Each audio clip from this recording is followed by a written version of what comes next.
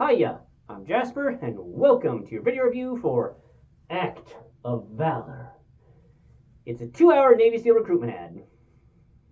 Okay, but it's also a movie, so as always, I'm going to give you the good, the bad, and the furry. To start off the furry, some military working dog, barking dog type things. Moving on. So, this movie, according to the trivia, took about 2.5 years to film because of just all the deployments, because it was filmed with the actors, at least the SEAL team actors, being actual Navy SEALs. And I thought that was pretty interesting. And I overall, I liked this movie. A couple of things bothered me. So, it did not bother me that the Navy SEALs, not the best of actors, and that's totally understandable because that is not their profession. Their profession is to kill people and break their shit. And they do that really well. So, I did not mind the stilted nature of some of the conversations because that's fine. That's not what we're here for. We're here to see the Navy SEALs do their Navy SEAL shit, and that was really cool to see. I did think it was interesting that they decided to have so many different locations listed, and I feel like they did that so that there wasn't just like, oh, this one location is where all the bad guys are. Like, oh, it's all Russian bad guys, and they're smoking, and they got the Russian bad guyness to them. Like, they wanted bad guys from all over the world. I felt that it was a little contrived with how all of those things managed to interconnect. It's sort of like the last season of Star Trek Picard, where they were bending over backwards to find excuses to get everybody together in the way that they did, but you were fine with it because you wanted to see them all together. So they were bending over backwards with this storyline to make all of these different locations make sense with where the bad guys were and what they were doing and why they were doing it. But you're okay with them, with bending over backwards to make it work because you want to see it. So I'm fine with that. And they definitely needed that like world map overlay that they did.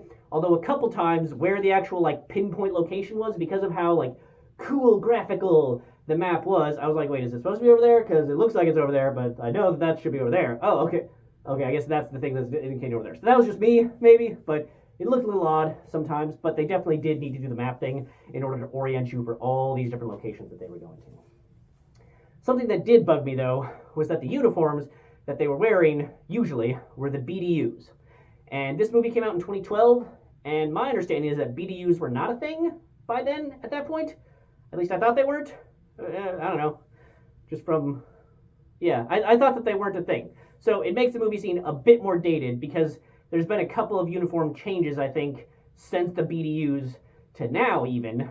And I know, and I thought this came out, like, when they were in one of the other ones, so I'm like, this came out here, but the uniforms are this. So that seemed a little odd to me, but that's fine. I get, 2.5 years, maybe it was like even earlier, and then it took a couple years for them to make sure they weren't revealing classified info and in order for the movie to come out. The other thing that was a little odd to me, and I felt it was distracting, was every once in a while during the like breaking and entering or the combat scenes, whatever else, they would switch to like the camera on the gun point of view. And that's fine, I've seen that in a number of movies. But what bugs me is that every time they switch to that point of view, you'd hear like the dude was breathing really heavily. And don't get me wrong, if that was actually what the dude was doing, because he'd been, hula-heeing his shit for the past hour and a half for takes or for actual exercises or whatever, sure, that's fine. I get it. But every other angle, immediately before and after, the dudes are like silent, like mouths closed.